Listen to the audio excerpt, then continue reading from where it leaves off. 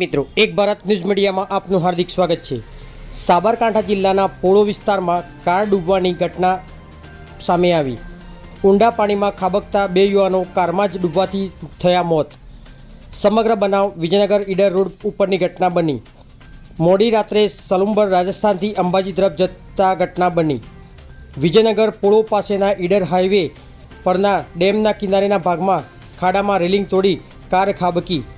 વણજ ગામ પાસે કાર રોડની પાસેની પાણી ભરેલી ચોકડીમાં કાર ખાબકેલ સાથે બે યુવકોની લાશ મળી આવી હતી। બે યુવકો રાજસ્થાનના સલુંબરના રહેવાસી હોવાનું અનુમાન। લાશ અને કારની ક્રેન દ્વારા બહાર કાઢવામાં આવી। વિજયનગર પોલીસે આગળની કાર્યવાહી હાથ ધરી।